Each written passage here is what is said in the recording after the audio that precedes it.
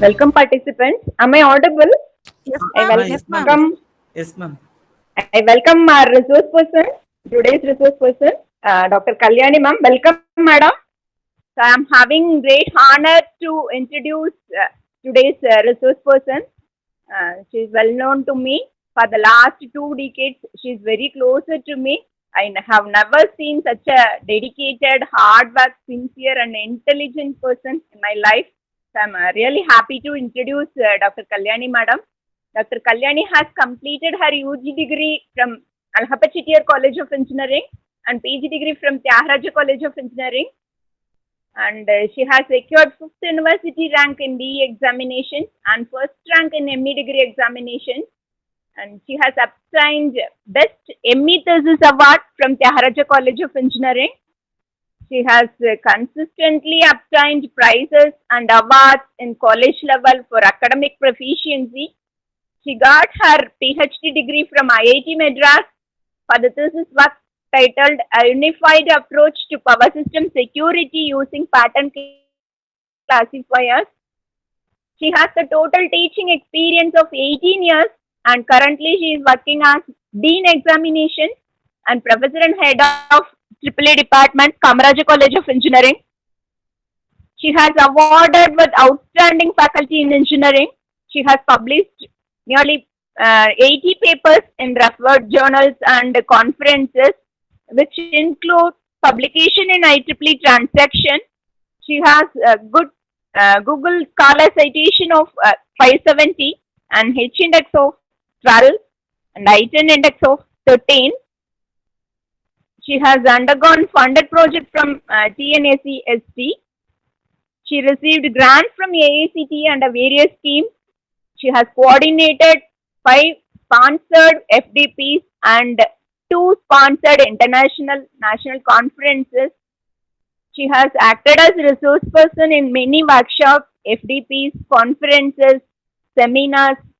As a recognized research supervisor of Anna University, she has produced 1 PhD scholar. Currently, she is guiding 7 scholars. Her research areas include power system dynamics and stability, machine learning techniques, pattern recognition, artificial intelligence. She is a life member of ISTE, member of IEI, and member of IEEE. She is very strong in power system. So she is very busy in examinations. As she is the dean of examinations in Kamaraji College of Engineering. Now she is very busy in her work.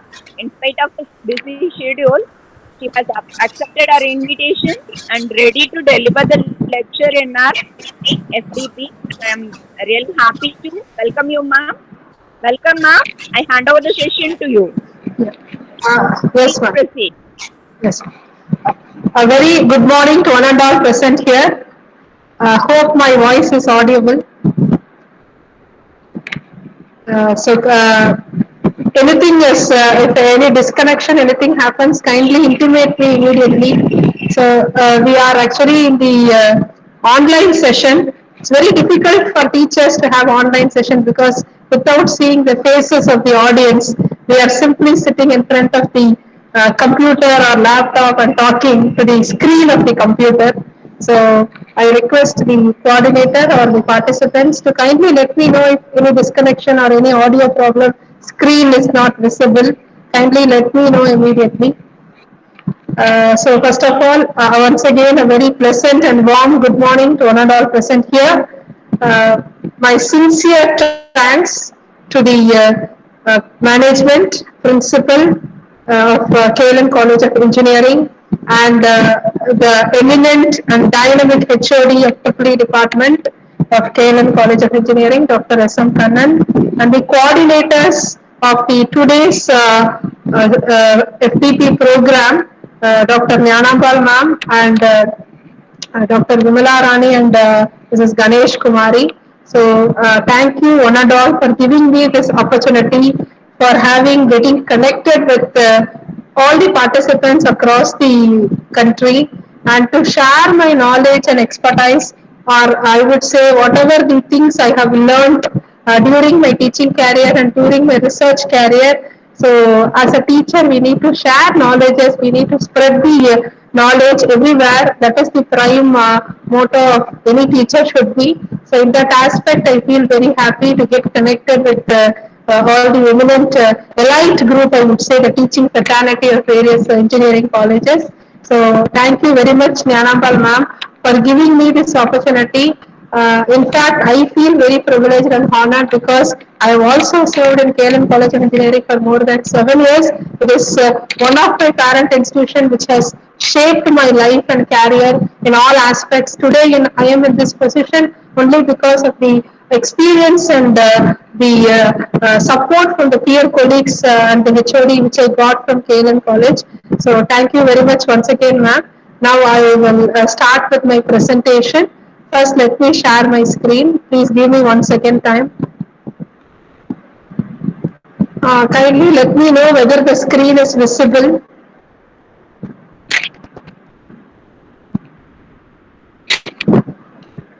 Whether the screen is visible in full screen mode. Yes, ma'am. Okay, okay. So I have been given the session on application of machine learning to power system, which is one of my domain area. I have done my PhD by applying machine learning tools to power system security assessment problem. So I'm very happy to share whatever I have learned during my research while applying the machine learning tools to the problem of power system. And the session, I have two sessions being allotted. The first session before break, we will have the complete overview of the basic concepts of machine learning. I will not go into the detail of each and every tool because already you have 5 full days. I have seen the schedule. A lot of eminent resource persons have been invited to share their knowledge. So definitely, I'm not going to touch upon the machine learning tool in detail. Okay, I will, however, give an overview which will help you to understand in a nutshell the various tools and also the power system. What are the various power system problems existing in today's world? Many of the faculty are doing research, so you have to choose a proper tool for applying for your research problem. So in that way, this session will be helpful. I hope so. So my first session will focus on the concepts of machine learning and applications to power system. And the second session after break, we will have a complete hands-on session in MATLAB. So I will give you the various demo. I will give you the demo on the various machine learning tools, at least 4 or 5 tools, whatever possible based on the time limit, we will go about it. Hope this is convincing to you. Is it okay? Shall I go in this way, ma'am? Answers? Sure, ma'am. You can continue, ma'am. Yes.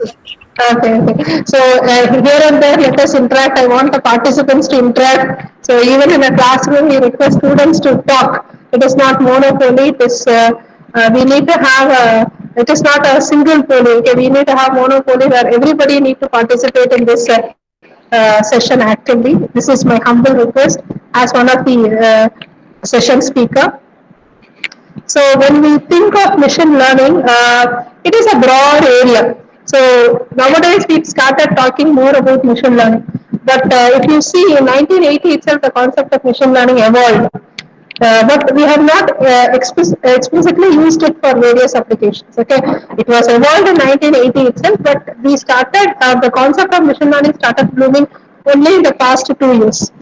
See, it has number of wide applications. But before we go for machine learning, what are the applications? What are different types of learning we have under the machine learning? Okay, so the various tools under machine learning can be classified into three broad categories: supervised learning, okay, supervised learning, unsupervised learning, and reinforcement learning. So here we have supervised learning, unsupervised reinforcement. So we have to see the various concepts behind this. Of course, you may understand supervised means when the output is also known, it is under the presence of a teacher, something like that. Here, the output is not known. You know only the input data, and you need to do some classification or clustering or whatever it is. So, all the classification and regression problems. It may be, we can see the example here, medical diagnostics, all problems related to medical diagnostics. Now, recently we are faced the COVID situation. So you can collect the samples of a patient and you can tell whether he is COVID positive or COVID negative. In that case, we can have a machine learning program written without the laboratory test, just by taking some samples like ECG or whatever it is, we can find the positive or negative, something like that. Okay. Similarly, image classification and then fraud detection, customer retention, for all these classification problems, machine learning is widely used. Similarly, regression. What is regression? Regression is nothing but prediction, right? So you want to predict something. For example, you want to predict the load in power system. What will be the power demand and power system network after 1 year, after 2 years, in 2025, in 2030, something like that. When you want to do some prediction, what will be the health of the transformer? Okay, what will be the health of the transformer after 5 years, after 10 years? When you want to do any type of predictions in whatever problem you come across, you can go for supervised learning. That is what is called regression. And when you come for unsupervised learning, it is purely without output. So therefore, here main focus is on clustering. So you have only the input data, you will be grouping similar type of input data in each group, and every group will be called as class 1, class 2, class 3, etc. And another major domain of unsupervised learning is dimensionality reduction, where the concept of feature selection or feature extraction comes into role. I will discuss about this in my future slides. And the third important component or the category of machine learning is reinforcement learning. So this is also another important thing which is not normally used, but it has very wide applications. It is like agent based, right? It is like agent based. It is used for real time decision making in robots, especially in robots. This reinforcement learning has a wide application. Now, when you talk about power system, okay, so whenever we talk about power system, now we talk about smart grid. So, as the title of this Atal FTP is, I think application of machine learning to energy management and smart grid. So, I saw the title. Okay, so now smart grid is one of the major domain area of the existing power system studies or research. So we no longer we are going to restrict to the conventional grid. We are going to move to the smart grid environment. What is smart grid? As the name tells, the grid is going to be made more and more smarter. Okay, by people like people like the smart people. Okay, even when we sit for an interview, the interviewer will ask whether you are a smart worker or a hard worker. We can no longer be a hard worker. If you are a hard worker, of course we can sustain, but we cannot be number one or whatever it is, right? We need to be more adaptable, and we need to do smart working.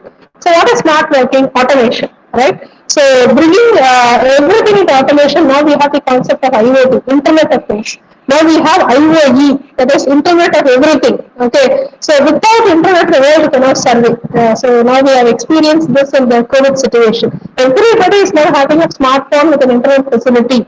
Even a village people is having them, right? So we are introducing the concept of IoT. We are going to make substation automation. So no longer the thing is going to be manually controlled. We are going to have automation everywhere. Similarly, now also we have people coming to our house and taking reading, EV reading. So that need to be converted to smart metering, where we will have a prepaid system of billing for electricity. So this has already been practiced in countries, developed countries like France, America, and other UK-based countries, right? Germany and all. So still it is yet to come in India, but in some places in India also it is being started blooming. And very important, my dear participants, you have to appreciate the schemes of our Honorable Prime Minister Narendra Modi.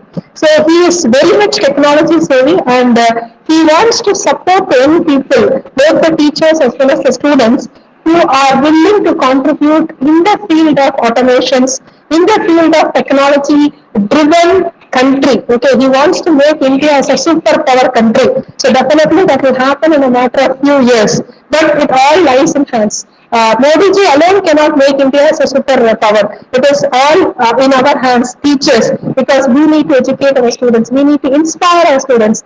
We can no longer be a teacher. We need to be an inspiring teacher, right? So in that aspect, lot of fundings are being given to various central government agencies. Even AICT now you see they are giving a lot of funds, and we have DST, CSIR, DRDO. Definitely, when you apply such tools, definitely you will get funding, and you can carry out your research in a very successful way with a lot of happiness and satisfaction. So in all areas of our system, machine learning plays a vital role. You have three major aspects: generation, transmission, distribution. In all the three major systems of our system, you can use machine learning tools. Coming to electric vehicles, so you all know about electric vehicles. This is also blooming. Now, if you see that it's very disappointing to see that many students currently they don't choose electrical engineering for their profession. They always run behind computer science engineering and information technology. But if you see this electrical engineering has a wide scope because here we have a lot of problems which need to be automated, where we need to include the various computer science tools, deep learning, machine learning, whatever they study, right, in the computer science. All these tools can be applied to the problems here.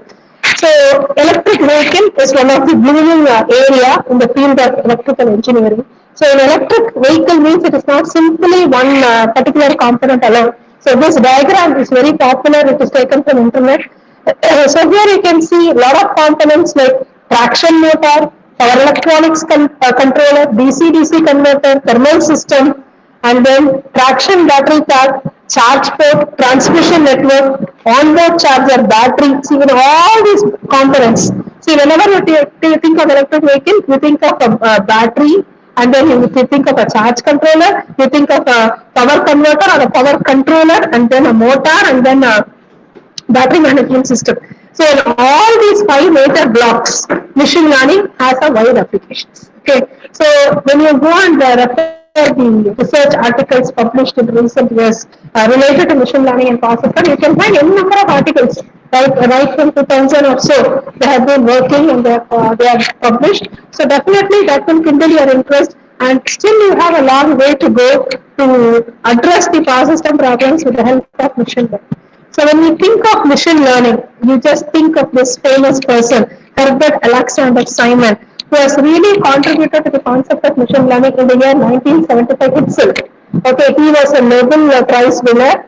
And what he says, see, machine learning, the word is very suitably given for this. Learning, you know what is learning? Learning is nothing but continuous updations. Okay, as a teacher, we should be a continuous learner because things are changing. We need to get updated ourselves. So, what is learning? We are continuously learning. As a result, we are improving. Our performance improves. Right? We are teaching one subject first time. The same subject you are teaching second time. Your level of teaching will improve. You will be more satisfied. The same subject you are teaching third time. It is not that the content is same. The content is same, but the way of delivery, the way of examples you quote in the classes, everything is going to be different. So that is what is improving the performance from experience.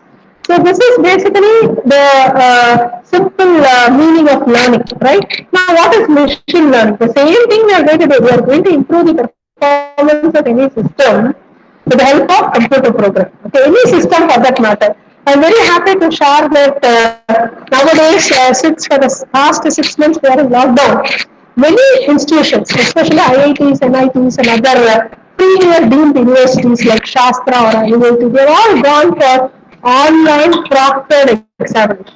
Now, Anna University has also gone. Our students are undergoing the online proctored exam from tomorrow onwards. They are going to appear for them. So, what is this online proctored exam? It is an application of AI, that is artificial intelligence, using ML algorithm, that is machine learning algorithm. See how it has come into our day-to-day life. So in our day-to-day life, all problems we can address using machine learning. Now, when we think of artificial intelligence, right? So here you can see when we say machine learning is a subset of artificial intelligence. The major acronym is artificial intelligence. Under the umbrella of artificial intelligence, we have the concept of machine learning. We have the concept of language processing, right, which is called NLP, natural language processing. Now, in NPTEL, they are giving announcements for text translation. Okay, I know that many of the teachers are undergoing NPTEL courses. They are sending mails to all the students and faculty if they are interested to translate the text from one form to another form, maybe from English to Hindi or Marathi or Bengali. We can apply machine learning, right? We can apply this language processing technique. See how much applications we have in our day-to-day life. my dear students, sorry, my dear faculty members, we have to give such real-time problems to our students so that they will also get interested and they will contribute to the development of the society as well as to the nation. Right? And expert systems, we all know, speech recognition, that's what I told now. Whatever I talk, see, I will be talking in English, but we can make the computer to type in Tamil. Okay? So that is possible. That is possible. And image recognition. See, just think of taking attendance in a class. I will give you a simple example. What we do, we go to the class, we read the roll number of the students, we spend around 5 to 10 minutes in taking attendance. Okay, in a class of 70 students, minimum 5 to 10 minutes will be spent to completing attendance. The total period 40 minutes, it's only 40 minutes, we take 10 minutes for attendance. Think of a situation where as soon as you enter the class, you are taking a snapshot of the entire class. Okay, and you are feeding that through an app. You are having an app in your mobile phone, and that particular snapshot of the entire class image is fed to the app. Okay, so that will compare the faces of all the persons in the class, all the students with the existing database, and it will identify who are all absent. It will mark the absentees automatically. See, we can do such projects. We can do such projects to computer science students. They will be very happy to do such projects. And robotics, very advanced application of artificial intelligence, which is growing in all sectors, in medical sectors, in industries, everywhere now. Manual intervention has been made automation through the introduction of robotics.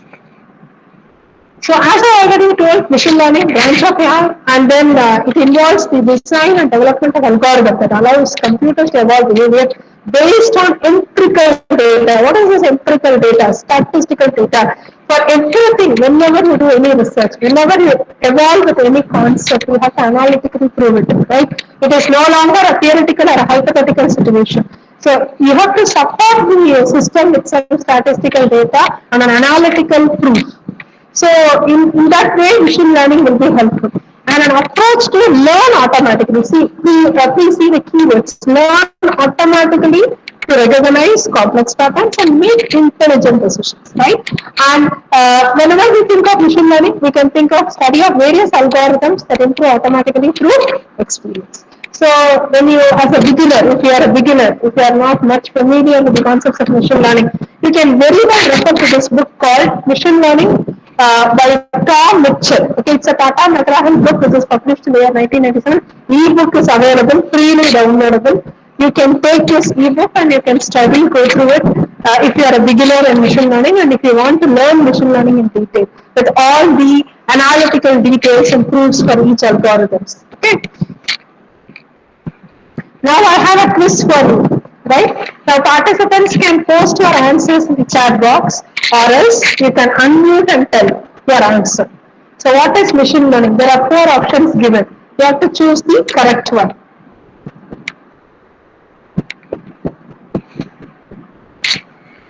Participants, please be interactive.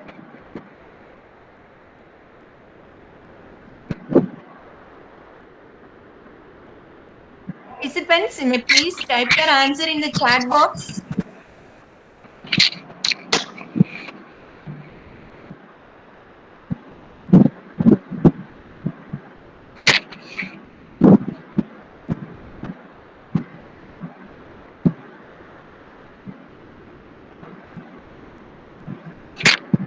Anybody has answer?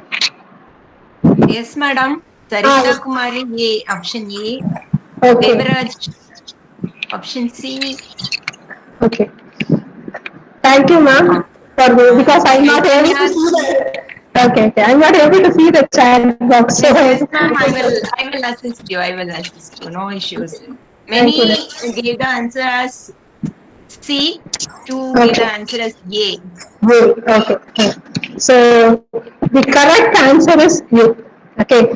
So already I told you that machine learning is automatically updating the knowledge or autonomous acquisition of knowledge through the use of computer program. Manual program definitely will not come. So BLD is completely ruled out.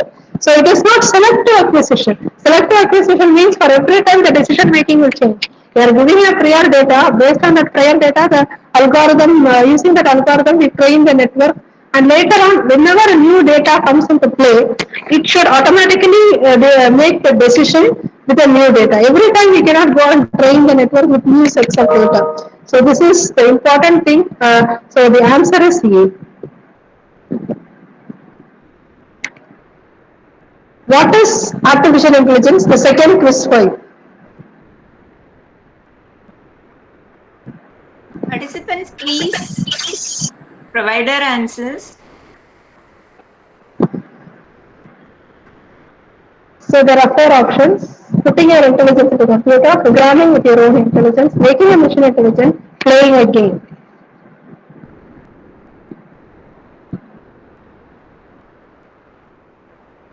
Okay, many answers are A Okay. to C. Okay.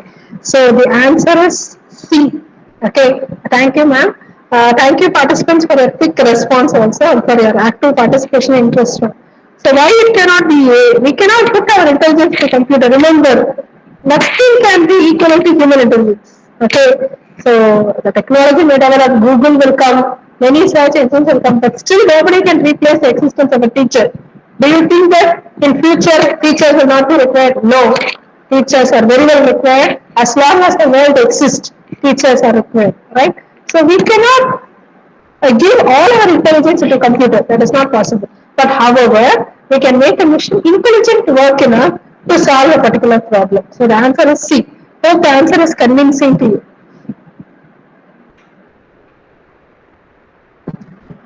Now, why do we have to go for machine learning? We have to develop systems that are automatically adapt and customize. So we have to go for machine learning. Example, you can take mail filter.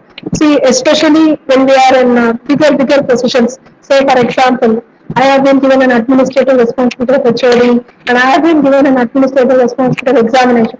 So I'm getting a lot of mails. So if I open and see every mail, it's so time consuming. So what I can do, I can have a program inside which will filter the important mails. What are the mails coming from the management? What are the mails coming from the principal or other HODs? So that can be filtered. Unnecessary mails can be removed. Swamp. It can be put in the swamp mail.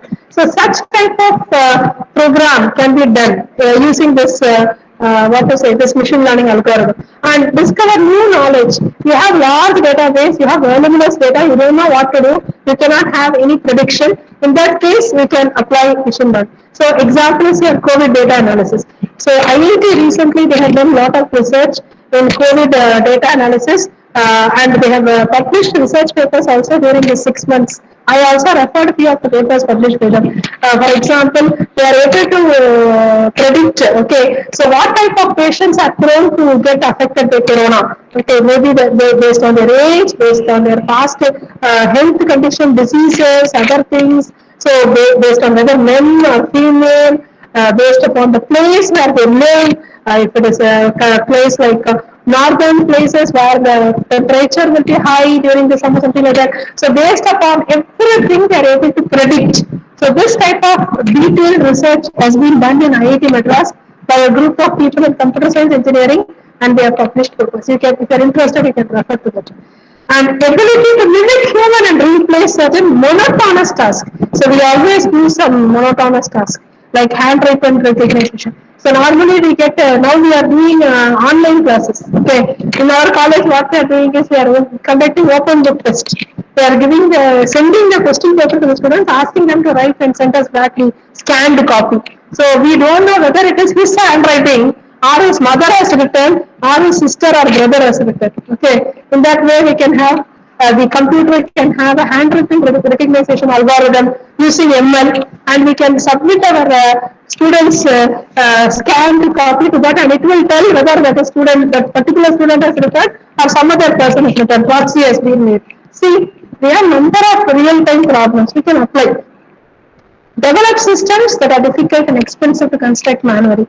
Why now? Why now we are thinking about machine learning? It evolved in the 1975 itself, as told by Simon. Okay, but now why we are thinking? Because we come across large voluminous data and increasing computational power. You know about the area called big data analytics. Big data analytics has a wide role to play in smart grid, right?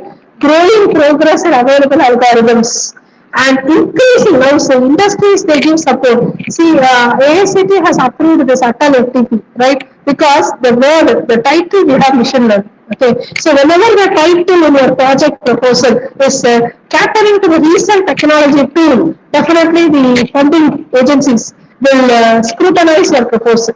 Okay, so because we get support from industries, we get support from research organizations. So what is concept of learning in ML system? Okay, already told improving your experience. You just take this example, the same mail filtering example. So here you have to remember three important keywords. T, P and E. What is a T? T is nothing but task. What you want to accomplish, that is called task. P is nothing but performance. You are measuring the performance of the system. And E is nothing but experience. Experience is nothing but prior data. You have to give prior data. Okay, past system performance, not a quantitative data, numerical data. That is what is called E.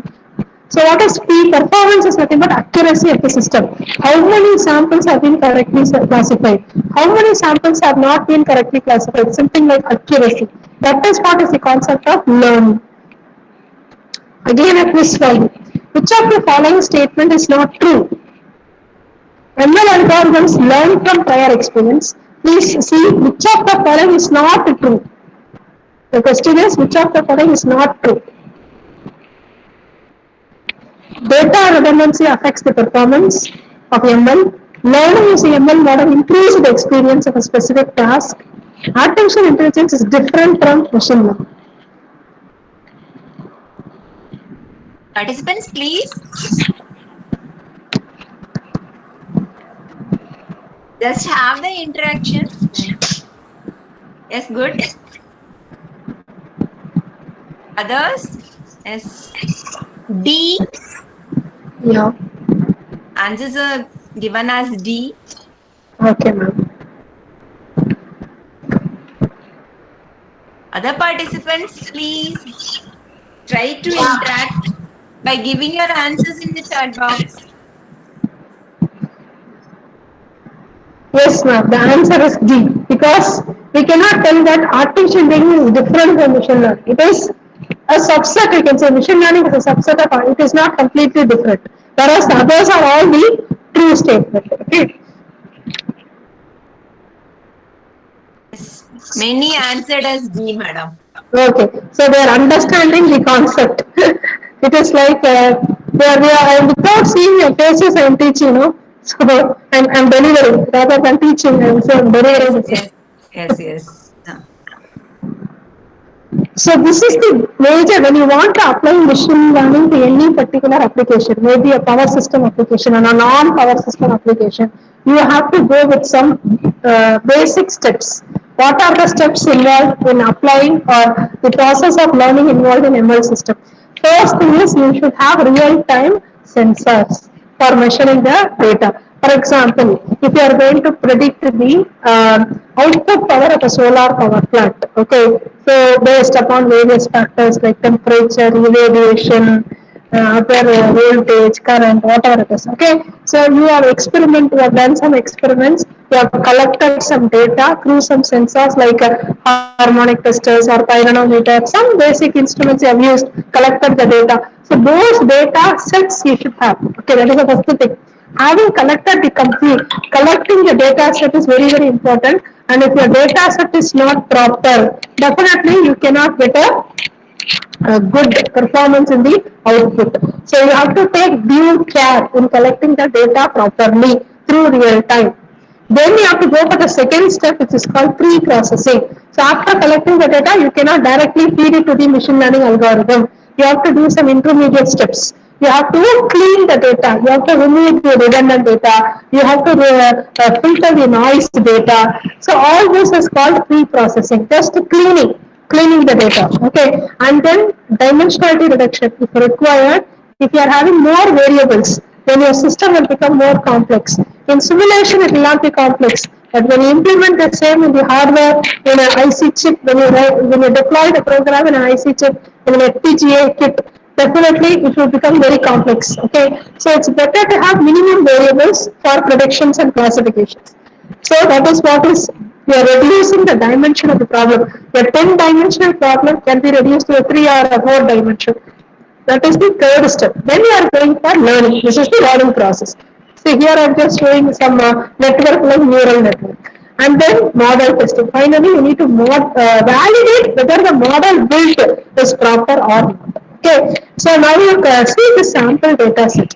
When you come across this data set, this example is your email filtering. So here I am having number of new recipients. Okay, that is the length in kilobytes, 2 kilobytes, 4 kilobytes. This is the length of the email in kilobytes. This is the country from which the email has come. And this is the customer type. I am classifying this. Okay, customer type. I have got a email from Germany with the customer type is gold. It's very important for me. Gold is first, second is silver, third is bronze, something like that.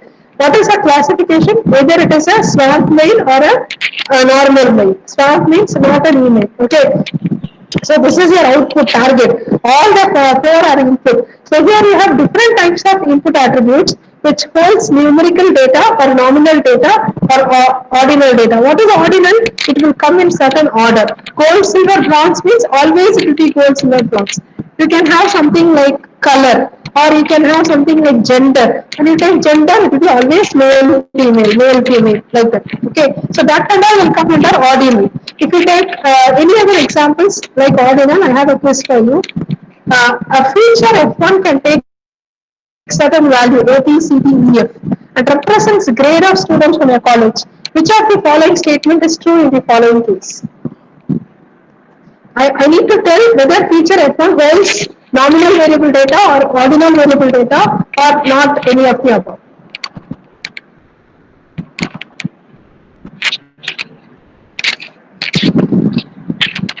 Please give your answers.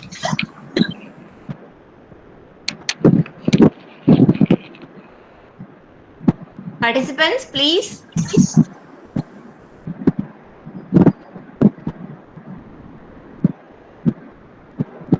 The answer may be correct or wrong. This is not test. Yes, this is not test. We will not stop your certificate, don't worry. Yes.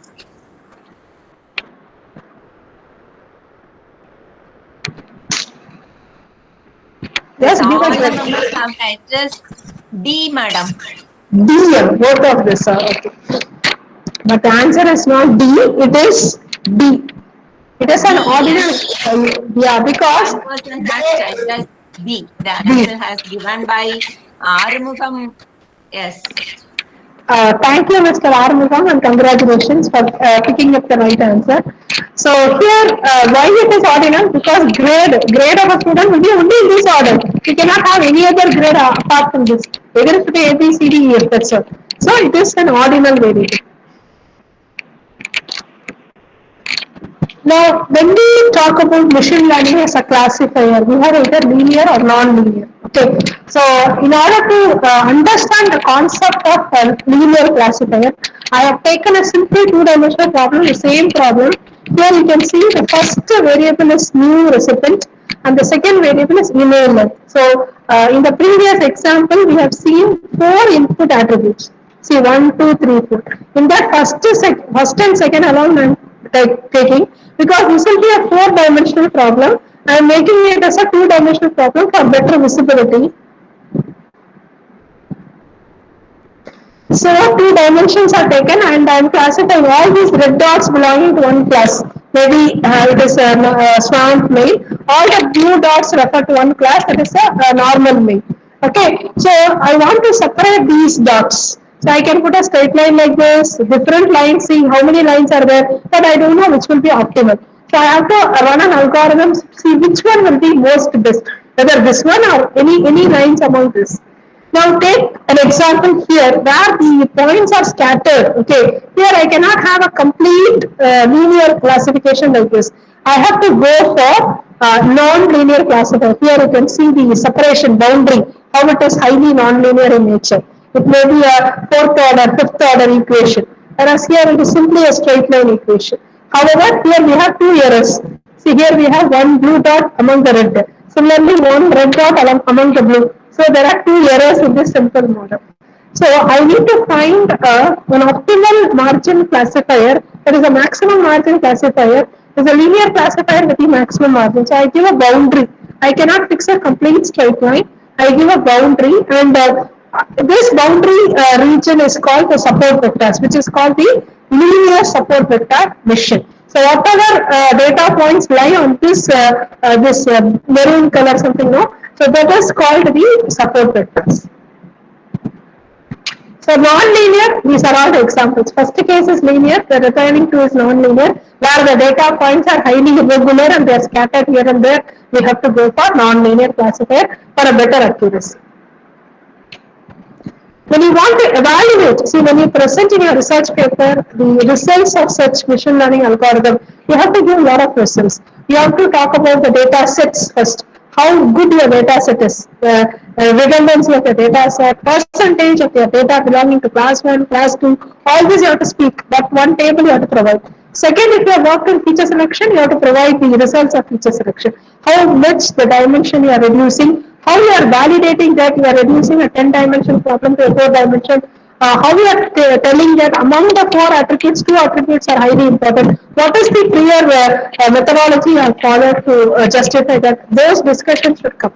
And very important when you talk about the classification process, the training process, you have to talk about the confusion matrix. Okay, so this is one of the important result interpretation when you put it in your research paper. So confusion matrix, see, we have 2 dots, blue dots and red dots. I need to see how many blue dots is correctly classified. So blue, red are correct classification. So 7 and 5 are correctly classified. Whereas 1, this blue dot is wrongly classified as 1. So it is a misclassification. None of the red dot is wrongly classified. So what I would say, among the 7 plus 5 plus 1, I am having 13 samples. Among the 13 samples, 12 samples are correctly classified and 1 sample is misclassified. That is the meaning of this. So you should understand this is the meaning of confusion matrix. So as I previously mentioned, supervised, unsupervised reinforcement. Now 2 other terms are now getting added. Recently we are introducing the concepts of deep learning. Okay, so although this particular topic, it will not focus, this session will not focus about deep learning. I'll just give the basic difference between machine learning and deep learning. Okay, and we are going to talk in this session only about the supervised learning process under 2 headings, classification and regression. The main difference is in classification, the output will be a discrete. Discrete means what? It is an yes or no condition, or something like class 1, class 2, class 3 condition. Whereas in regression, it is prediction. So the output should be continuous. So these are the various algorithms. As I already mentioned, I don't want to spend my time in this slide. You can read this yourself. And here, deep learning, coming to the last one. Deep learning uses multiple layers to progressively extract higher level features from raw input data. It is like a normal neural network will be using only one layer called hidden layer. But here you will be using multiple layers. As a result, how much ever the data is raw, that is the data does not cover the entire spectrum of operating condition, or the data is highly redundant, it has a lot of noise, it is not accurate, I would say. In such cases, deep learning will be more better compared to the conventional neural network, sorry, the artificial neural network. So here there is a quiz for you. In classification algorithm, output the target vector is discrete or continuous.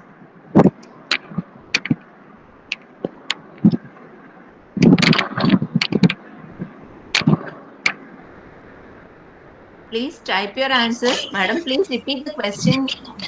Yeah, in classification problems, output bar target vector is either discrete or continuous. You have to give either answer as discrete or continuous.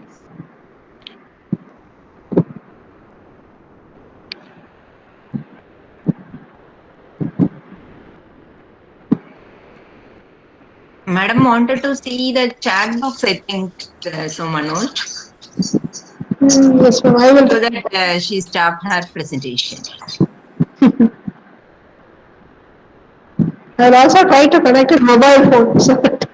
Okay. Ma'am, you can share the screen again, madam. Oh, the screen is not visible, huh? Yeah, screen is not visible. Please share the screen. 1 second.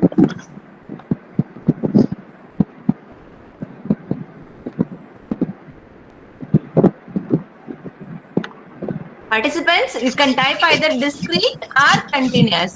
See the question again and try to answer for the question. Your answer may be correct or wrong. Is it visible now, sir? Yes, ma'am, It's visible. visible, ma'am. Yes, ma'am.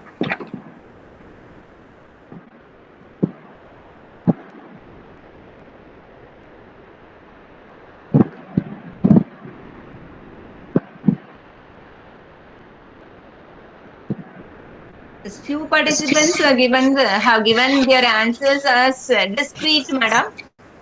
Okay. Yeah, it's correct. It is discrete only. The answer is discrete because in classification it is only like yes or no. இருக்கா இல்லையா அவ்வளவுதான் அதை தாண்டி எதுவும் கிடையாது. So what is the basic difference between machine learning and deep learning? So here machine learning uses algorithm to parse data, learn from the data, and make informed decisions. Please underline that word, informed decisions. What is informed decisions? How we dictate the algorithm. We give the input and output and we train the algorithm. So it is an informed decisions. Whereas in deep learning structures algorithms in layers. Okay, we have multiple layers to create an artificial neural network that can learn and make intelligent decisions. So the amount of intelligence in deep learning will be more when compared to machine learning algorithms. So only currently people have started using the deep learning. However, I have just started studying about deep learning. I have not used it for my research problem. I have asked my research scholars to work on it. So we will see how best it is, and maybe in the future I will be able to predict whether deep learning is more better than machine learning. This is a very important slide, my dear teachers. Please share this slide with your students because when students for an interview, computer science students, they are asking what are the recent technologies, how well they know about it. So this particular URL, the www.java t point, here the complete interview tips is given. What are the questions asked in each and every topic? They are given the frequent interview questions asked by companies like CTS, TCS, Infosys. Everything is given. See below you can see Capgemini, Infosys, IBM, Cognizant, Wipro, Accenture. So this slide definitely you need to share with your students so that they will be able to confidently face the interview and talk about the recent technology advancements as well. I will share this PPT with the coordinator. You can get from coordinator later.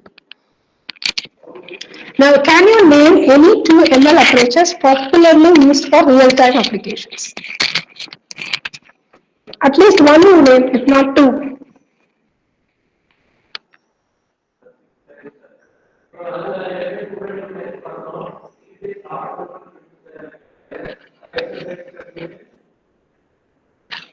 Hello? Madam? Yeah. Yes, they are I'm giving the answers. Robotics, okay. automation. Okay. Automation. Okay, fine. Mute the mic. You Robotics can and even unmute and speak. Participants can even unmute and speak. You may unmute, but give your name in the chat box and then unmute.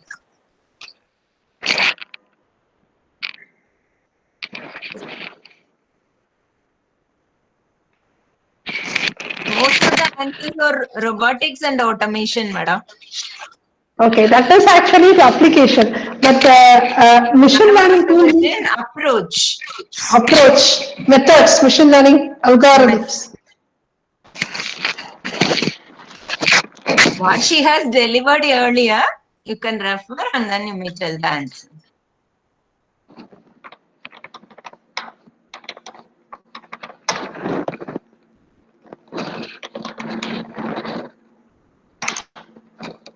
Yes, they have given the answers like cyber security, deep learning and feed-forward NNN, aggregation of data scientist. Super, good. Okay.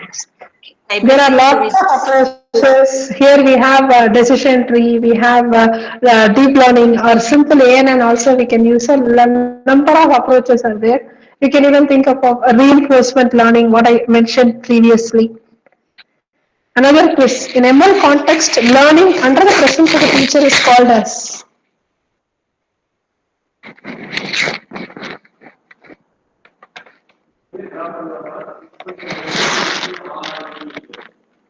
The answer given is C. Supervised C. learning.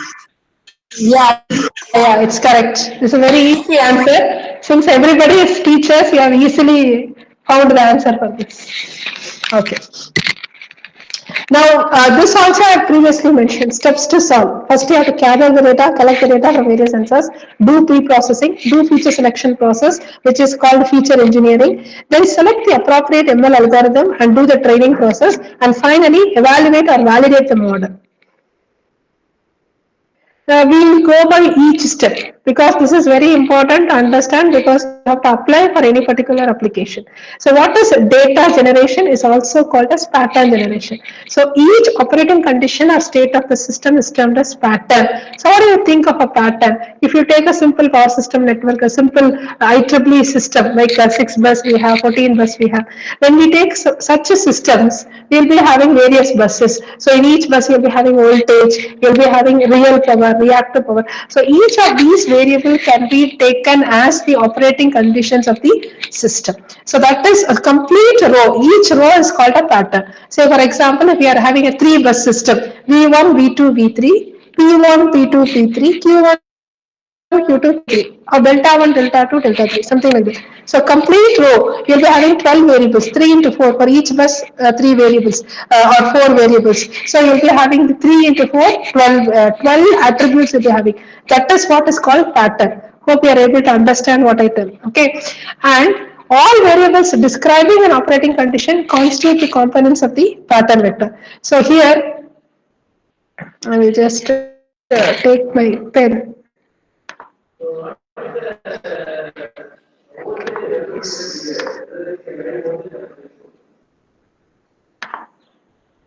So here this x is equal to x1, x2, x3, xn. So this is what is called the input attribute. x1 is voltage, x2 is maybe power, x3 maybe reactive power, something like that. Okay. So the complete matrix you have to find. First step what I have to do is I have to find the x matrix. So x matrix will be of the size some S cross N or something like that, where S is the number of samples, N is the number of attributes.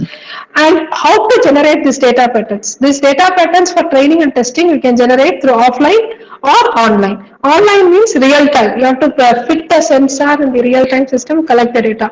Or you have to do some experiment in the lab through which you can collect the data. For example, you want to control the speed of an induction motor. Okay, so you can do the experiment in the laboratory, collect the data related how the speed is varying, and that maybe load you can take as one parameter, voltage you can take as another parameter, some current you can take, temperature of the room temperature you can take. So all those things you can take to finally predict the speed of the machine. So such type of thing is called offline simulations. And training set is very important. Training set, if you are not giving all the data samples in the training set, all the different variety of data samples, it is very difficult to enhance the generalization ability. So first step is, what is the step one? Data generation. That step is over. What is the second step? Data pre-processing.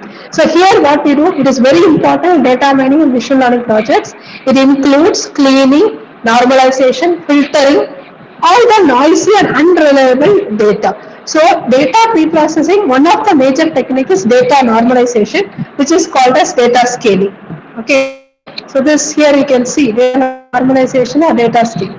Here the attribute variables have values with different dynamic ranges. For example, if you take voltage, if you take field current, it will be 0 to 2 ampere.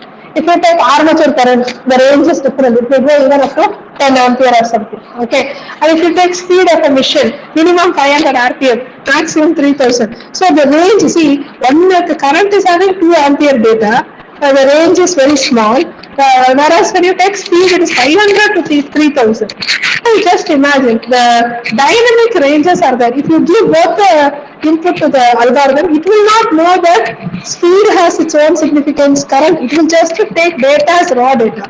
So you have to normalize. You have to scale the data to a common scale. All the data attributes need to be scaled. So for that only we go for pre-processing. That is called normalizing the variables so that the values lie, the second point you can see, so that the values lie within the smaller ranges, 0 to 1 or -1 to 1. So what are the various normalization techniques? In my research work, I have used min-max normalization because that is more good when compared to Z-score and decimal scale. So here, this is the simple formula which is used. You can simply write in MATLAB this formula and you can get. So whatever data you are having here, So this is V word, your existing data. For that V word, you'll be having minimum word for each attribute. See, you are having a matrix. Okay. So this is your matrix. You are having number of values. Okay. This is voltage. Say this is voltage, and the second one is power. Okay. The second one is power. Here also you are having lot of values. So for each column, you find the minimum and maximum. That will give you the range. So from that, you have to get it minimum old, maximum old. Okay, so these two variables are fixed now. For each column, you have to find. Then what is max new and min new? You are going to scale to 0 to 1. So 0 will be min new and 1 will be max new. Just substitute. So this is constant. Max new and min new is constant. Whereas min old and max old, you have to take it from the data matrix. And this is the each data. So over data, here we are taking this data, applying this formula and finding a modified version of this data. Similarly, for all data, you have to repeat, just put it in a MATLAB in matrix form, it will do in a single step. Okay. And normalization is performed by estimates of mean and variance of attribute data. This is Z-score. Here we are taking the mean and standard deviation of each attribute. We are finding the mean and standard deviation and we are applying that in the formula.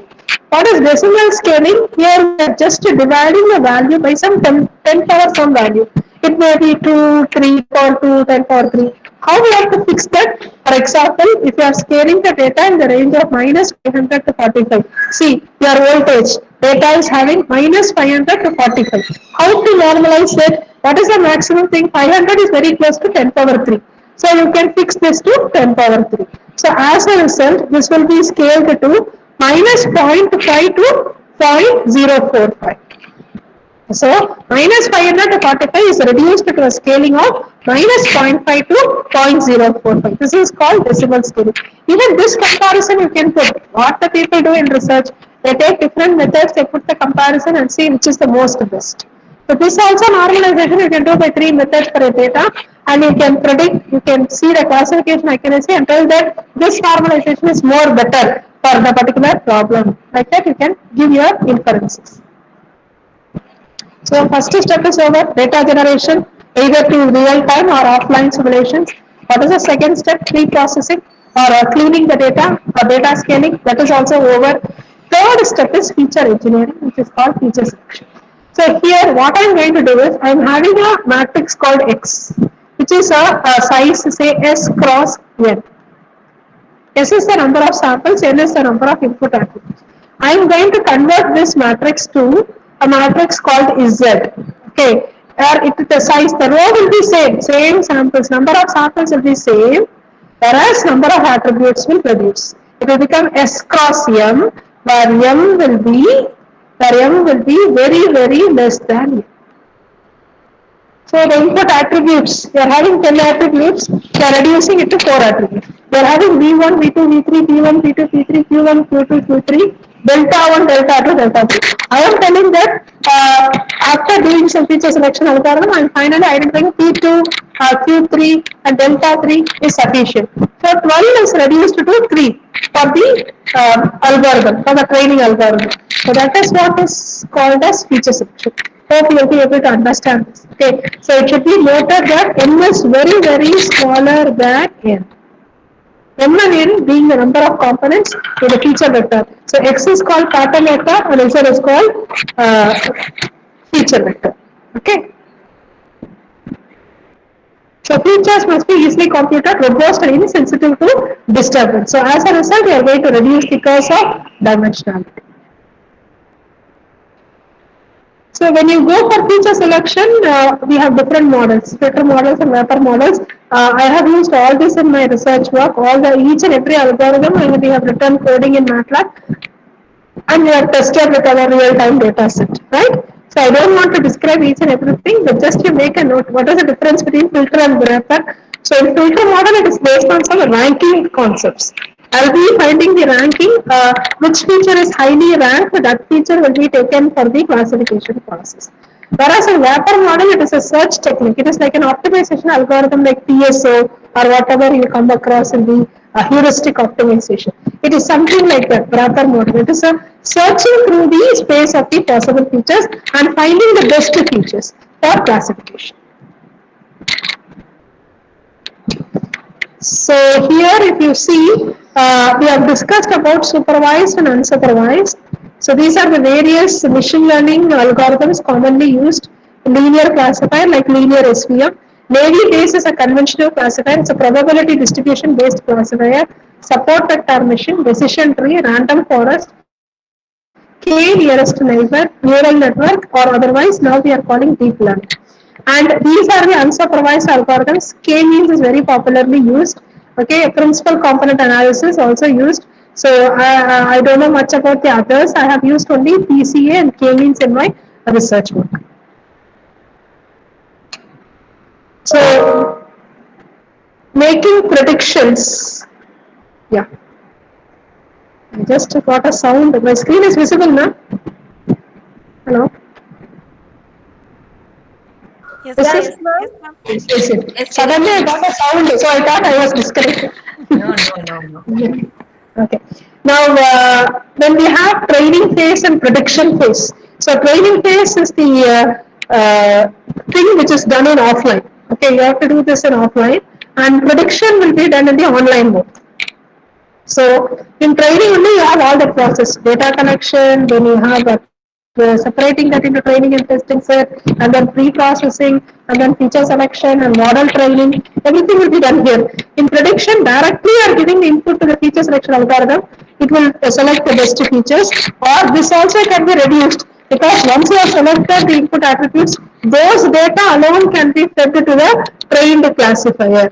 And as a result, it will be labeling to which class it belongs. So this is the prediction phase. Can you name any one data normalization technique and feature selection algorithm? Participants, can you put it in your chat box?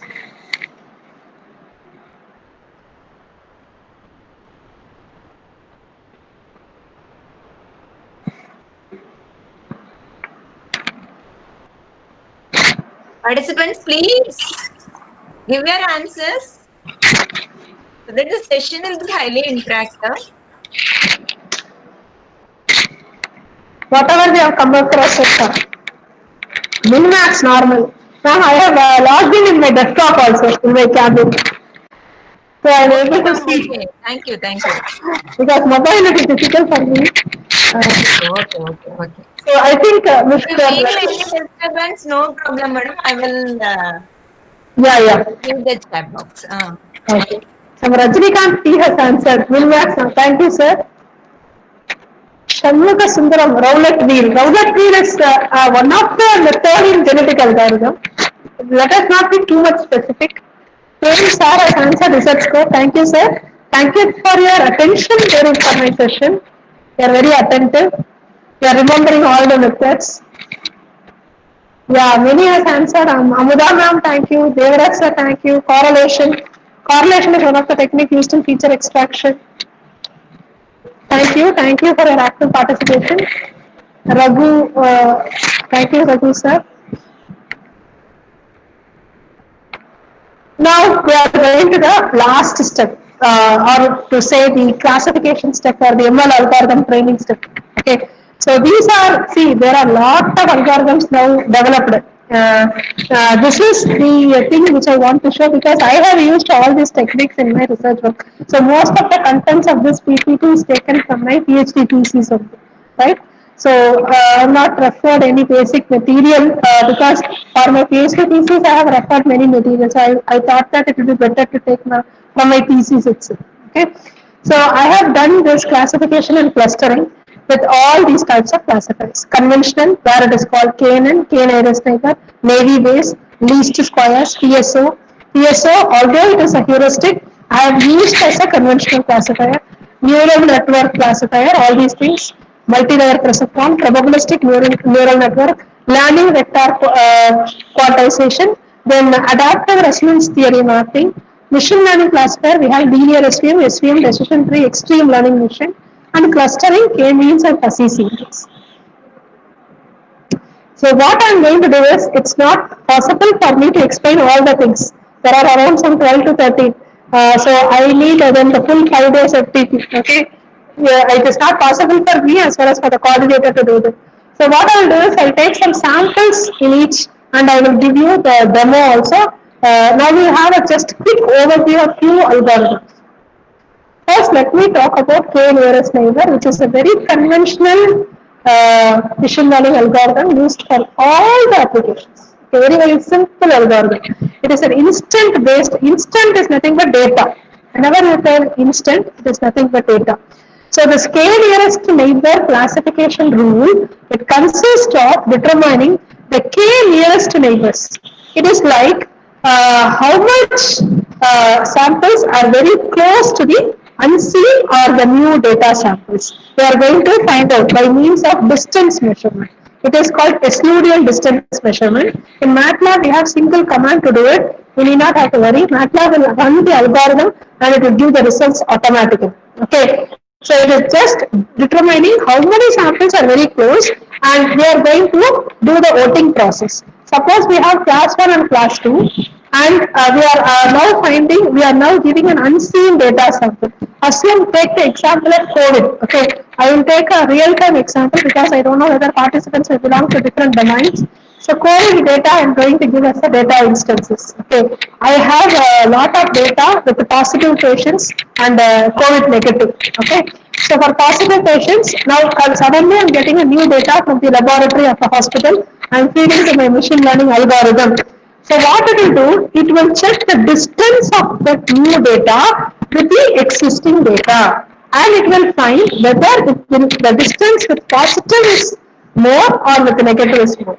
Accordingly, the voting will be done. The distance with positive type of samples is more. The distance is more, now it is away. So automatically that new sample will belong to negative. Hope you understand what I did. Okay, so I am just finding the distance, and using the voting concept, I am assigning the class label to the unseen sample.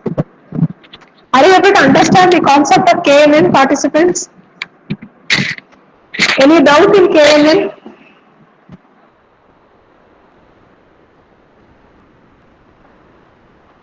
Yes, ma'am. Shanmula, ma'am.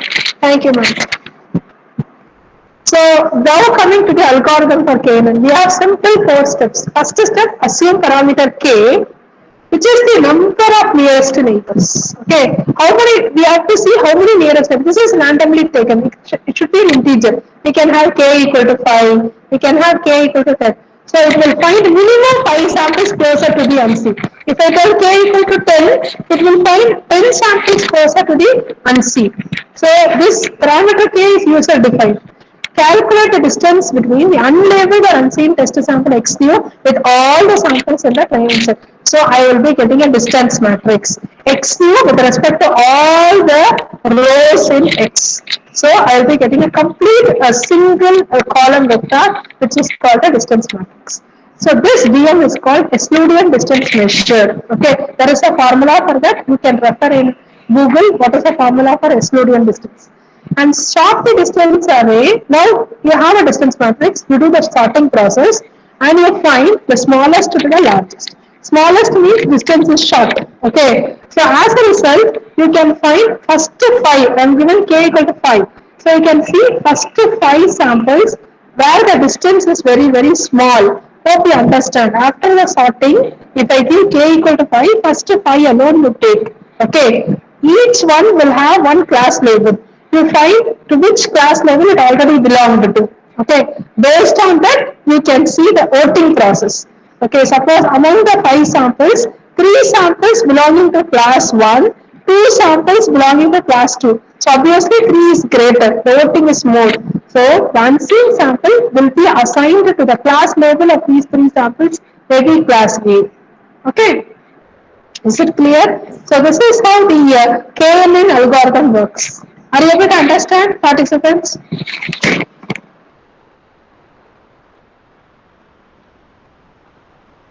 Shall I go to the next algorithm? Yes, ma'am. Okay, thank you, ma'am. Second algorithm I'm going to take is a neural network classifier, which is a very famous, a basic classifier, multi-layer perceptron model. Whenever we think of neural network, we think of backpropagation neural network model. Of course, MLP also uses backpropagation training algorithm. The only difference in MLP is when you take of any neural network, you know that there are three layers: input layer, hidden layer, and output layer. Okay. So this is your input layer, this is your hidden layer or output layer. Input layer, the number of neurons in input layer will be equal to the number of input attributes. Suppose if you have voltage, current and power, there are only three variables. Accordingly, there will be three neurons. Okay. The number of neurons in the hidden layer will be anything. Okay. There is no hard and fast rule, it is purely user defined. The number of neurons in the output layer equal to number of output attributes. So you have only one output variable, like for example, yes or no, something like that. Okay. So in that case, we'll be having only one nothing. So here it is called single output system. If you have more than one neuron, it is called multiple output system. Okay. So in the multi-layer perceptron, what is the main difference here is the neurons will have activation functions. Inside the neurons, you'll have activation functions. So these activation functions will be linear in the case of input neuron. Input neuron by default will have linear activation function. What is the meaning of that? Whatever data is fed to the input neuron, that is just transformed as it is to the next layer. There is no modification done. Whereas in hidden layer, you have number of activation functions like sigmoidal, tan sigmoidal. So here some processing will happen, but as here no processing will happen. Okay. So this layer is called input hidden layer. The neural network. What is neural network optimization algorithm? It is a pure optimization algorithm that it will optimize the weights of input hidden layer and hidden layer output layer. So input weights you, layer weights you, it will optimize. That is the basic concept of neural network. So it's a pure optimization algorithm. Okay. Conventional optimization algorithm, we can use quadratic programming or linear programming or any other optimization, gradient descent. So all these are basic optimization algorithms which is used as the underlying algorithm for this. Okay. So what are the steps here? Initialize the network with weights. So initially you give all the weights as 0. It's an iteration process. So initially you can give 0 or some values you give between -1 to 1. Then you give the train data, subject the train data to the network. Now for each and every sample in the train data, it will evaluate output and it will find the error between the predicted output and the actual output. If the error is more, accordingly it will go and update the weights. The algorithm will do like that. So it is like a feedback process. The error will be propagated backwards to the hidden and input layer, and as a result, the layer weights and input hidden layer weights will be corrected using the LM train algorithm, which is a very popular algorithm used in the MATLAB, Liebenberg-Marquardt train algorithm. Okay, and the same process, it's an iteration process. It will be repeated. Repeat from step 2 for each and every pattern. Pattern is nothing but each and every sample in the train set to complete one epoch. For single iteration itself, you have to do it for all those data samples. After completing one iteration, again start from step 2. Again present the train pattern and get the output. In the second iteration, you have to go with the same process. Complete train data, now the modified weights. With the modified weights, the processing will be done, error will be calculated, and this will be going on until the weights are optimized or the error reduces to the tolerance value. Are you able to understand MLP classifier? Any doubt?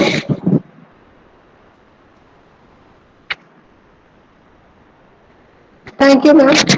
Thank you, sir, ma'am. Now, the third one, I'm going to talk about decision tree. Okay. So, in decision tree, it is like a tree-like structure. It's a simple if-else statement. It is similar to your fuzzy logic. In fuzzy logic, you write if-then rules. It's similar to that. Okay. So, it will run some if-then rules and it will find out the The class labels based on that. So in decision tree, there are some important terms you have to remember. Okay, root, branch, nodes, and leaves. What is root? The topmost node is called root. One of the attribute will be serving as the topmost node. That is, it is the most dominant attribute for classification or regression. So that is called root. All the other attributes are called features. Okay, that is all the other attributes, whatever that comes below that, those are called nodes. Okay, then we have leaf. What is leaf? It is the bottommost one, that is indicating the class label. So that will be like, for example, class 1, class 2, class 3. Something like highly sensitive, moderately sensitive, lightly sensitive. You can call like that. Okay. Even feedback analysis you can do. You are doing feedback analysis now in your college. Students feedback, teachers, they will give feedback on teachers, and especially for NP and NAT, it is mandatory. We have to get feedback analysis on teaching. We have to get feedback analysis on infrastructure facilities at the college. We have to get feedback analysis on curriculum if we are an autonomous college. So such type of feedback analysis can be done using machine learning algorithm. Okay, that can be done by a computer science student who will be interested to do it. So for this decision tree, how that based on it, then it will classify. It's based on a simple formula called split criteria, which is given by Gini index. It is purely based on a probability. Tj is the probability of occurrence of class J in a given train set. So it will find how much is the probability of that particular class, occurrence of that class in a given train set. Based on that, it will choose the route. Based on that, it will choose the branch or the nodes. And finally, leaf is nothing but class name. So here, root and node is very, very important. Okay. Are you able to understand the decision tree? Any doubt? I will also give you hands-on training. Okay, you will still understand much better.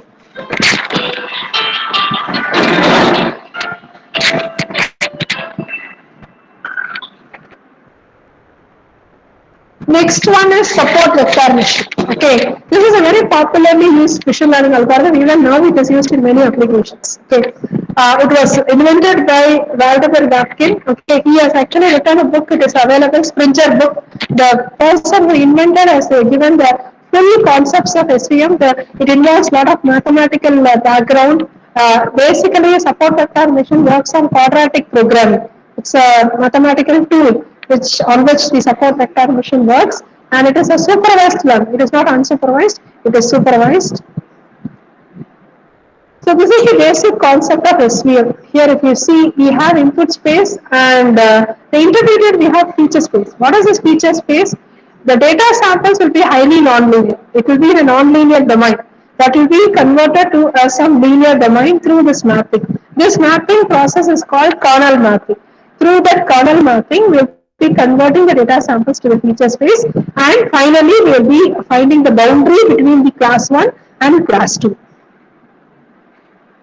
So this is the concept of linear SVM, where here we will be having the data samples belonging to one class one side and another class another side, and as a result we will be constructing an hyperplane. So this hyperplane, how this line should be, everything will be decided by the quadratic programming optimization algorithm.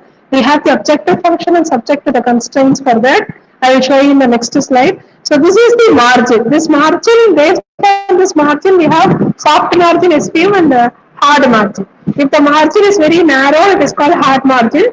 If the margin is little bit broader, it is called soft margin. Okay, but you should not have too big margin. If margin is very large, the error will be more. Okay. So this is the basic optimization algorithm, as I already told. This is the equation for the decision boundary, d of x. W is called the weights. Weights are nothing but support vectors, and here we are having the x data samples plus b is called bias. Okay. So what is the optimization algorithm? Minimize q of w, and we are going to take the normalization of w, that is where we are converting the negative to positive. So double norm we are using half w square. This is the basic optimization algorithm subject to the constraints. y w dot x plus b. So this y is your output class label. Okay, y is your output, x is your input, w is the weight. Weight only is the solution variable. Weight will be optimized. So this equation should be greater than or equal to 1 for all the trained. N is the number of data samples. Okay. So in soft margin, here we are having hard margin. Here directly we are having only half W now square. In soft margin, we are introducing one term called penalty parameter. So this W squared norm, W squared norm is written as W transpose W, because we can write like this, because W is a matrix, there is no problem. And this epsilon is called the tolerance error. Okay, C is called the penalty parameter. So when you introduce this, accordingly the constraints will change. Now the constraint, instead of x, you are giving phi of x. You are applying that x to a kernel mapping. Phi of x is nothing but kernel mapping. And epsilon is your tolerance. And this epsilon should be greater than or equal to 0. So this is the optimization objective function and constraints for soft margin SV. So you have data samples like this. See how complex it is.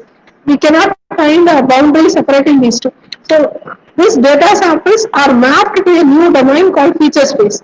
Here it is simple in higher dimensions. So this 2-dimensional is mapped to 3-dimensional. And you have this yellow color box which is separating the green samples and the red samples. So how this is done? How this mapping is done? Either through linear kernel, polynomial kernel, radial basis or sigmoid. Okay, very popularly used one is radial basis kernel, where this is the equation for that.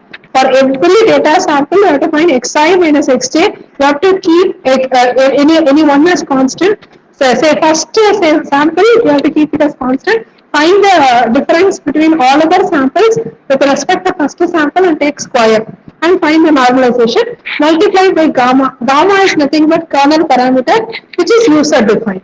So here you have gamma and C. You have to find or set the values of C and gamma. C is called penalty parameter which is in the objective function. Gamma is called kernel parameter which is in the kernel mapping function. Design procedure, as I already told, when you want to apply SVM for any real-time problem, you have to choose a proper kernel, normally used as RBF, apply the formula for RBF, then choose the proper values of C and gamma. That is, penalty parameter and gamma you have to choose properly. For that, you have to use different methods. One popular method is grid search method with 5-fold cross-validation.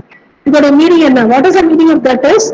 This is the range, this is taken from literature. Normally used range for C is 2 power minus 5 to 2 power 15 and for gamma it is 2 power minus 15 to 2 power something. So you choose one value of C. Okay, you choose C equal to 2 power minus 5, vary the value of gamma, find the classification accuracy. Similarly, you choose 2 power minus 3, take all values of gamma, for each and every gamma find the accuracy. So what you will get? You will get a matrix, a complete matrix which is called the cross-validation matrix. So in row you can use C, in column you can use gamma. So C one value, gamma one value, you write the accuracy here. Similarly, for C1, gamma 2, you write the accuracy. Like that you write. So in this matrix, you can find the maximum accuracy. The maximum, best of the best you find. Suppose this is the maximum accuracy value. Corresponding gamma, C and corresponding gamma you take. That is what is called the final optimized value of C and gamma for your training the SVM model. So the major advantage of SVM when compared to neural network, generalization ability will be good and it will not stick to the local minima and it is very much robust to the noise and other outliers. So these are the various URLs. So when you take up SVM functions is also available in MATLAB, but when you have a large data set, it doesn't work well because in power system data set will be very large. For me and all, I had around 5 lakhs data set. Okay, so it is not working well. So I have used libSVM. So this is, I initially worked with MATLAB for SVM, but for large it is not working fine. It is getting stuck. Okay, so I have used libSVM tool which is very popular. It is written in C language, but you can interface the Librarian tool with MATLAB using Vex command. In MATLAB, there is a command called Vex. All the C files can be converted to MATLAB files. Final algorithm, four algorithms we have seen in the classification. One is decision tree, KNN, NLP classifier, and SVM. I want to describe one in clustering because this belongs to unsupervised learning. Okay, so K-means algorithm, it is belonging to the clustering algorithm. It is an unsupervised. It is also an iterative algorithm. It will optimize the cluster quality. What is cluster? Here we don't know the output. We know only the input data samples. Okay, we are not aware of whether the sample belongs to class 1, class 2 and all. In such cases, we have to go for clustering, where you will be grouping the data under different clusters or groups. So it's a local optimization strategy. And the initial position of cluster center should be appropriately selected. The initial point is very important. If it is not selected properly, it will not yield a good result. So these are the 5 steps involved in clustering. So fix the number of clusters. You can group the data to 2 cluster, 3 cluster, however you require. So you can fix the number of clusters. For each cluster, you initialize the cluster center. Okay. So you can have some random initialization for the cluster center. So you'll be getting this cluster matrix. Okay. And then start the iterative process by setting the iteration count as 1. Then similar to the KNN, you calculate the Euclidean distance, which is the distance of the clusters with respect to each data sample. That is called the distance measure. After finding the distance measure, you group all the samples with lesser distance, with minimum distance, group it in one cluster. So as a result, we get cluster 1. Then based upon that, now in cluster 1, new set of samples have arrived. So you take the mean of all that and find a new cluster center. Now with respect to the new cluster center, update your distance and repeat the process unless the distance reduces to a tolerance value. So this is what the K-means algorithm is about. Are you able to understand? So we have discussed 5 algorithms. If you have any doubt, let me know, and you can also answer to this quiz.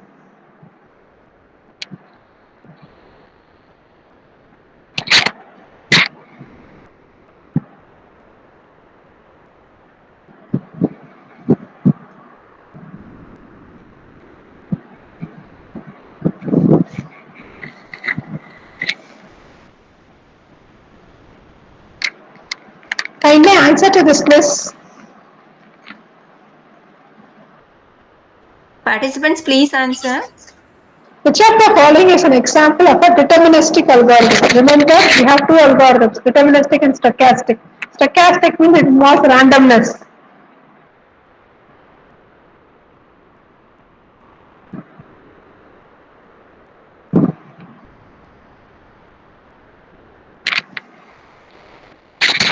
Somebody is telling answer is B, K-means. Okay, maybe you are telling B, but the answer is A.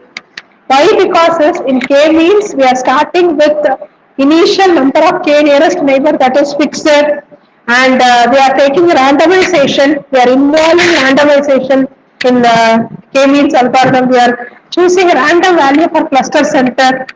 So definitely it doesn't come under the deterministic. So all machine learning algorithms are mostly stochastic algorithms. Whereas principal component analysis, it is purely based on deterministic approach. Okay.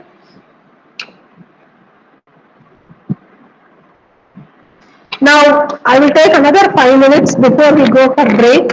So having understood the various concepts of machine learning, we have seen what is machine learning, why machine learning, what are the various approaches, and what are the various steps involved in developing an ML model for any application. And then we have seen 5 important, very commonly used ML tools for all the applications. Now coming to power system, okay, because the topic is application of machine learning in power system. So it's a very wide topic. So as teachers, you will be doing research. So there is a lot of problems which you can address in power system using machine learning. For example, power prediction from renewable sources like solar power. You want to predict what will be the output power from a solar plant based on various attributes. You can very well go for machine learning. And researchers have already done that and they have used these techniques. I have taken these from the literature survey. They are referring the past papers. So here LMS algorithm, 1 minute. So LMS algorithm, that is least mean squares algorithm.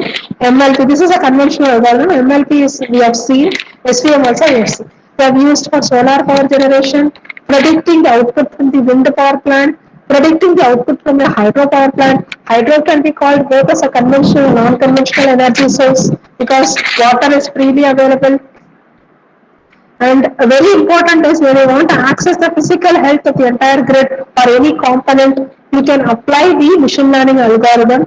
And people are working on the optimal sizing and location of DG. Normally, we go for optimization algorithm. You can very well go for machine learning algorithm also for this. And nowadays, energy management is a very important problem which is used like demand side management, or it may be energy management in smart grid network as the title of this FTP. For that, both at the generation, that is at the supplier end as well as at the utility end, we need to optimize the utilization of energy. So for that, we can go for machine learning algorithm, and the entire operation of smart grid can be optimized. Maybe it may be in the fault detection, controller aspects we can do using machine learning.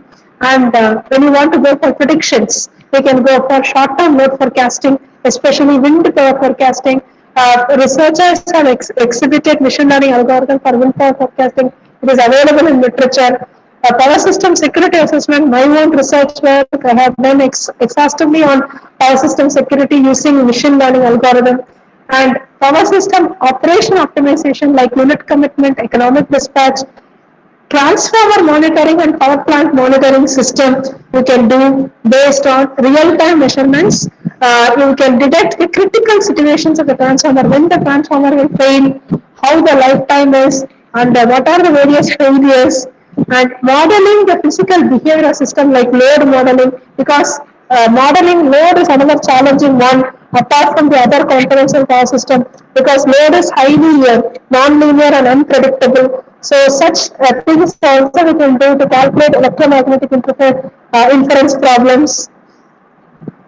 So in general, you can classify the power system problems at power system level and power system component level. You can apply machine learning tools both at power system level, where we have security assessment, economic dispatch, load flow, restoration of the systems, fault diagnosis. Okay, at power system component level, we can go for health monitoring of any device like transformer, induction motor, and wind power forecasting, prediction of electromagnetic fields, aiding the application of finite element method to solve electromagnetic field problems. So these are some of the broad areas of our system.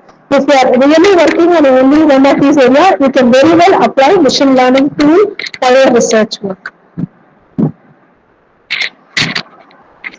I think with this, I will finish the session 1. Any doubts after this?